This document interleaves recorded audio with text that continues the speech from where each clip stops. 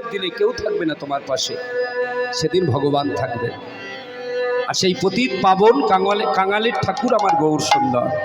সবাই মিলে একবার জয়ধ্বনি করবেন, বলো বলো গৌর সুন্দর কি অবধূত নিতাই চাঁদ কি জয়, প্রেম দাতা দয়াল নিতাই কি কি জয় দিয়েছেন সবাই? হ্যাঁ, জোরে আপনারাই বলবেন, বলো নিতাই চাঁদ কি। বাহ, তবে দুটো জয় হয়েছে, একটা সুরের জয়, একটা অসুরের জয়। জয় যখন দেবেন সুরে দেবেন, জয় সুরে, বলো নিতাই চাঁদ কি।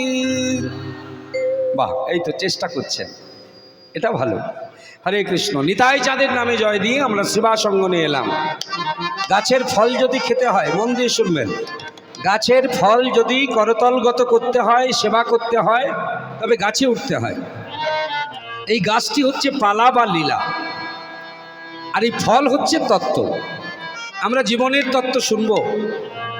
বৃন্দাবনের অকৈতব প্রেম ও লীলা, অপ্রাকৃত কৃষ্ণ প্রেম বলছে, যিনি জম্বু নদ হেম, যে প্রেম নীলকে না হয়, যদি হয় যোগ না হয় বিয়োগ, বিয়োগ হইলে কভু না জুয়ায়। সেই ব্রজমণ্ডলের অপ্রাকৃত প্রেম লীলারস আস্বাদন করব। তার আগে রাধা কৃষ্ণের মিলিত বিগ্রহ, চিন্ময় সচ্চিদানন্দ রস বিগ্রহ গৌরাঙ্গে লীলা স্মরণের কথা শুনবো। নিতাই নামে জয় দিয়ে আমরা এলাম শিবা সঙ্গনে। নিতাই নাচছেন, গৌর নাচছেন। দক্ষিণে সে দক্ষিণে সে দক্ষিণে সে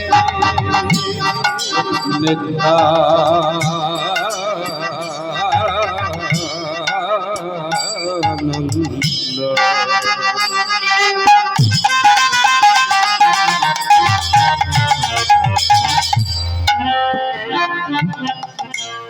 বামে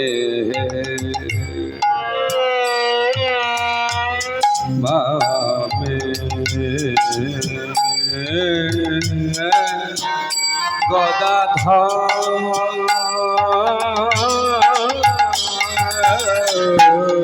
দক্ষিণাসী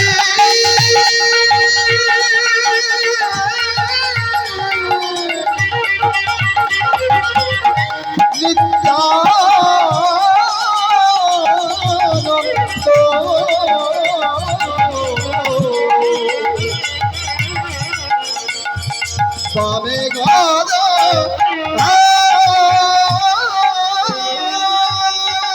দক্ষিণে নিত্যানন্দ, বামে গদাধর। শিবাসঙ্গনের শোভা মধ্যাসনে নাচে আমার, নাচে আমার, নাচে আমার, নাচে আমার,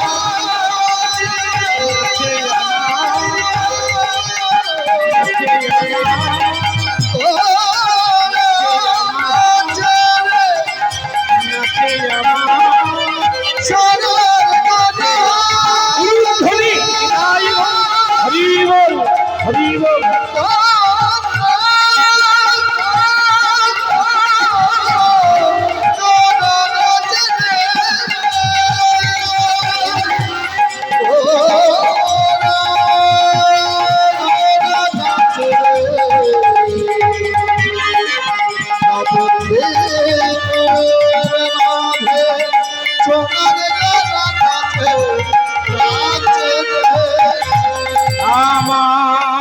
গৌরাঙ্গ সুন্দর। আমার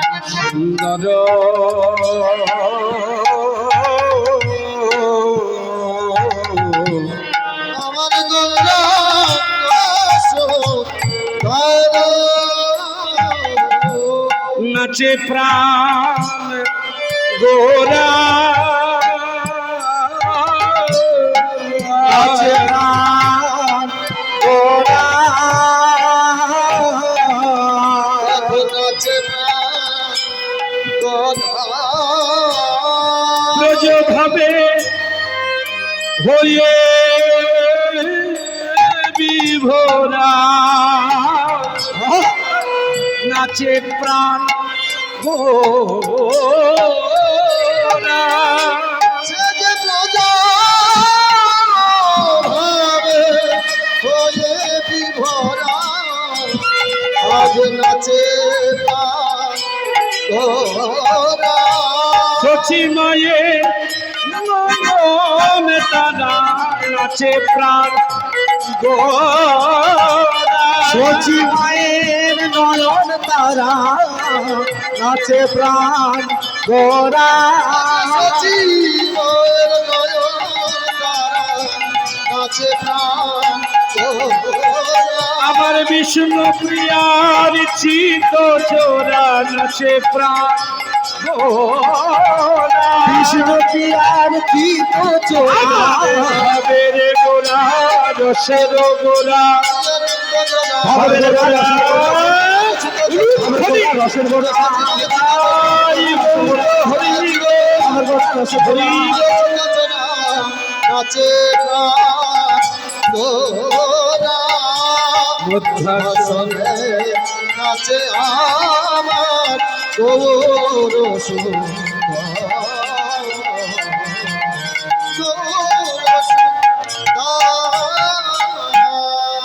নিতাই গৌর দুই ভাই নৃত্য করছিলেন শিবাসঙ্গনে। আরে আরে কি হলো, বসে গেল না? গৌরাঙ্গ বলছে, ও দাদা তুমি বসলে কেন? নিতাই সুন্দর বসে গিয়েছেন, নাচতে নাচতে হঠাৎ বসে গেছেন। আর যেই বসে পড়েছেন গৌর সুন্দর কাছে গিয়ে বলছে, কি হলো নিতাই দাদা তুমি বসলে কেন? বললো, ভাই তুই তো জানিস আমার একটু বেশি ক্ষুধা। হ্যাঁ, নিত্যানন্দ ঘন্টায় ঘন্টায় উনি খেতেন, বুঝলেন মায়েরা? নিত্যানন্দের ক্ষুধা, প্রচণ্ড ক্ষুধা। এই জন্যে মঠ মন্দিরে যেখানে ভোগারতি কীর্তন হয়, আমরা যারা নিয়ম জানি না, আমরা নিয়ম বহির্ভূত কাজ করি, কিন্তু দেখবেন মঠে মন্দিরে সময় মতো ভোগ লাগানো হয়। ঘড়ির কাঁটায় কাঁটায় যখন 12টা বাজে তখনই কিন্তু ভোগ লাগাতে হয়, এটা বিধান। কেন? গৌরাঙ্গের জন্য সমস্যা নেই, তিনি তো পতিতের ভগবান, পতিত পাবন। সমস্যা হচ্ছে নিত্যানন্দকে নিয়ে। ওনার কিন্তু সময় মতো খেতে দিতে হবে, তা না হলেই কিন্তু মাথা খারাপ। নিতাই দাদা বললো, আমার খুব ক্ষুধা পেয়েছে। গৌর সুন্দর বললো, দাদা ক্ষুধা যখন পেয়েছে যাও ঘরের মধ্যে গিয়ে খেয়ে এসো। যারা নিত্যানন্দকে ভালোবাসেন ভালো করে মন দিয়ে শুনবেন, নিত্যানন্দের বাড়ি কিন্তু নবদ্বীপে নয়, নদিয়া জেলায় নয়। নিত্যানন্দের বাড়ি কোথায় অনেকেই জানেন। নিত্যানন্দের বাড়ি যে জেলায়, সেই জেলাটির নাম হচ্ছে বীরভূম জেলা। রাঢ় দেশ নাম এক চক্রা গ্রাম, হারাই পণ্ডিত ঘরে, শুভ মাঘ মাস শুক্লা ত্রয়োদশী, জনমিলা হলো ধরে। হারাই পণ্ডিতের ঔরসে, হারাই ওঝা, হাড়ো ওঝা বলে অনেকে, ঔরসে পদ্মাবতীর গর্ভে বীরভূম জেলার একচক্রা গ্রাম। এই যে আপনারা তারাপীঠে যান, তারাপীঠের খুব কাছাকাছি একচক্রা গ্রাম, দর্শন করে আসবেন। ও ঠাকুমা, এসে গল্প জুড়ে দিয়েছে। কি যন্ত্রণা বাপরে বাপ, সামনে বসে গল্প করছে। চুপ করে বসুন, হ্যাঁ প্রণাম করো, হ্যাঁ হ্যাঁ, যাওয়ার সময় 20 টাকা দিয়ে যাবে, হ্যাঁ দিয়ে যাবে। এই একচক্রাতেই কিন্তু নিত্যানন্দের বাড়ি। তা নিত্যানন্দ যখন জানতে পারলেন তার ভাই মানে ব্রজের কানাই নদীর নিমাই হয়ে নদিয়ায় এসেছেন, উনি নবদ্বীপে এলেন। নবদ্বীপে এসে একজনের বাড়িতে আশ্রয় নিয়েছিলেন। খুব ছোট করে বলছি, যার বাড়িতে আশ্রয় নিয়েছিলেন তার ডান পাটা খোঁড়া ছিল। খোঁড়া বোঝেন তো, খঞ্জ, হ্যাঁ। এনার নাম হচ্ছে নন্দন আচার্য। যারা গৌরাঙ্গ বাড়ি দর্শন করেছেন নবদ্বীপে গিয়ে, গৌর বাড়ি কোনটা? যেখানে বিষ্ণুপ্রিয়া দেবীর সেবিত মহাপ্রভুর ব্যবহৃত খড়ম বা পাদুকা আজও বিরাজমান নবদ্বীপে। যে বাড়িতে গৌরাঙ্গের পাদুকা রয়েছে ওটাই হচ্ছে মহাপ্রভুর বাড়ি বা শচীর অঙ্গল।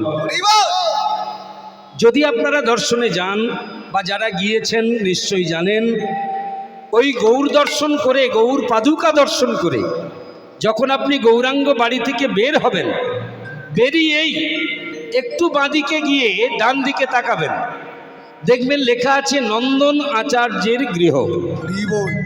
আর নিচে লেখা আছে, ওইটা লক্ষ্য করতে হবে, শুধু নন্দন আচার্যের গৃহ দেখলে হবে না।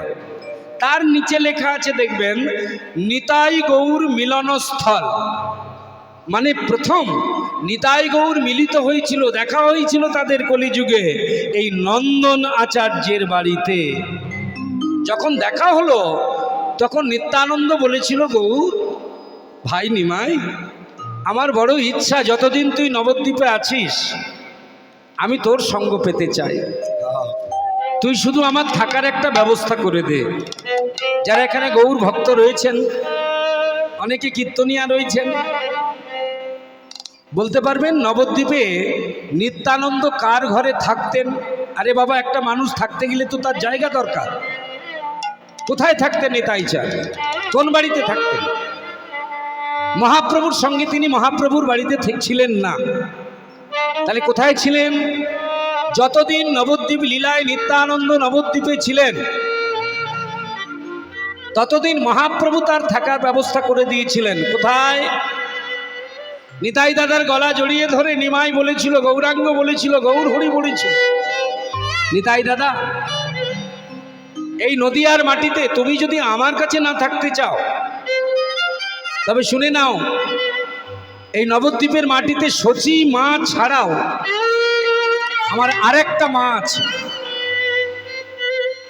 আমি যেমন শচী মায়ের কোলে বসে তার স্তন্যপান করেছি বা করি, তেমন নবদ্বীপের মাটিতে আমার আরেকটা মা আছে যার কোলে বসে আমি এখনো স্তনপান করি। এই যে মায়েরা শুধু জন্ম দিলেই মা হওয়া যায় না, পৃথিবীতে আমাদের 5টা বাবা আর 7টা মা, প্রত্যেকেই আমাদের প্রণম্য, প্রত্যেকেই কিন্তু আমাদের পিতা মাতা। আমাদের বাবা কয়জন? 5 জন। কারা কারা? ভালো করে গুনে নিন, শুনে নিন। জন্মদাতা, যার কাছে দীক্ষা নিয়েছেন দীক্ষাদাতা, যার কাছে শিক্ষা ভজনের শিক্ষা নিয়েছেন শিক্ষাদাতা, যার কাছ থেকে জমি কিনেছেন, মাটি কিনেছেন, পয়সা নিলেও তিনি কিন্তু ভূমিদাতা। আর হলো অন্নদাতা, যারা অন্ন দান করেন, যার ঘরে আপনি অন্ন পাবেন তিনিও পিতা। কটা হলো? 5টা। কি কি বললাম? জন্মদাতা, দীক্ষাদাতা, শিক্ষাদাতা, ভূমিদাতা, অন্নদাতা। এই 5 জন হলো আমাদের পঞ্চপিতা বা 5টা বাবা। এইবার বলি, এই 5 জন বাবার যে স্ত্রী যারা, তারা হলো পঞ্চমাতা হলো। এছাড়াও আমাদের 2টো মা আছে। প্রথম জন সে যে আমার জন্মের সময়, প্রত্যেকে আমরা যখন জন্মগ্রহণ করেছিলাম, আমাদের জন্মের সময় আমার মায়ের কিন্তু চেতনা ছিল না। সে নর্মাল ডেলিভারি হোক আর সিজার হোক, সন্তান যখন জন্মায় মায়ের তখন জ্ঞান থাকে না। সেই অসহায় সন্তানকে যিনি সস্নেহে কোলে তুলে নেন, তিনি কিন্তু আমাদের জীবনের একজন শ্রেষ্ঠ মা। কি গো মায়েরা, তাই তো? আমার মা চেতনা হারিয়েছে, জ্ঞান হারিয়েছে, সংজ্ঞা হারিয়েছে। আমি যখন নিজেকে অসহায় মনে করছি, সেই সময় 2খানা কোমল হাত এগিয়ে এলো আমাকে কোলে নেওয়ার জন্যে, সস্নেহে আমাকে কোলে নিল। কে সে? কে? তিনি হলো আমাদের সবাইয়ের ধাত্রী মাতা, ধাইমা বা দাইমা বলে অনেকে, এনারাও মা। তাহলে এই হলো 6 নম্বর মা, ধাত্রী মাতা। আর 7ম মাতা হচ্ছে 7 নম্বর মাকে, যার বুকের উপরে বসে আপনারা কীর্তন শ্রবণ করছেন। এই যে মাটি, ধরিত্রী মাতা, ইনিও হলো আমাদের একটি মা। তো নবদ্বীপের মাটিতে গৌরাঙ্গের 2টি মা ছিল। একটা হলো জন্মদায়িনী মা, তার নাম হলো শচী মাতা। আর সচিমাতা ছাড়াও গৌরাঙ্গ মহাপ্রভু আরেকজনকে মা বলে ডাকতেন। এমনকি ক্ষুধা পেলে তার কোলে বসে স্তন্যপানও করতেন। তিনি হচ্ছেন শ্রীবাস পণ্ডিতের স্ত্রী। যে শ্রীবাসের বাড়িতে হরিনাম যজ্ঞ হয়েছিল, সেই শ্রীবাস পণ্ডিতের স্ত্রী, তার নাম হলো মালিনী দেবী।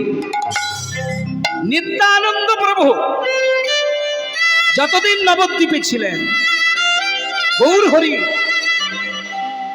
সেই নিতাই চাঁদকে থাকার ব্যবস্থা করেছিল মালিনী দেবীর ঘরে। অর্থাৎ যতদিন নবদ্বীপ লীলায় নিত্যানন্দ প্রভু ছিলেন, ততদিন তিনি এই শ্রীবাস পণ্ডিতের বাড়িতে ছিলেন। মালিনীকে মা বলে ডাকতেন। সেই জন্য ক্ষুধা পেয়েছে নিতাই চাঁদের নাচতে নাচতে। আর যেই ক্ষুধা পেল, কোথা মা মালিনী বলি, মালিনী বলি, মালিনী বলি, মালিনী বলি, ডাকে উচ্চই স্বরে মা। কথা মালিনী বলে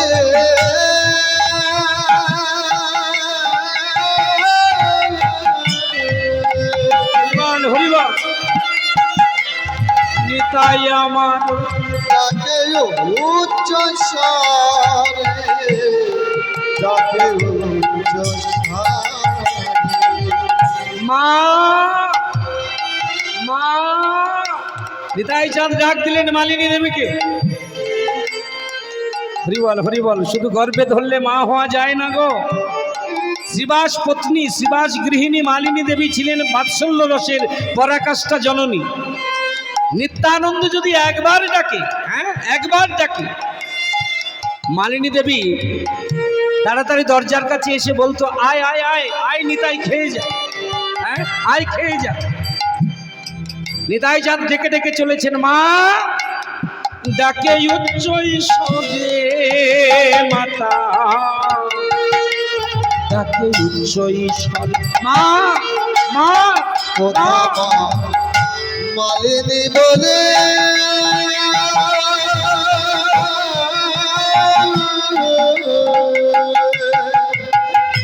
নিতাই ডাকে উচ্চ স্বরে, ডাকে উচ্চ স্বরে পুত্র শোকাতুরা মাতা, শোকাতুরা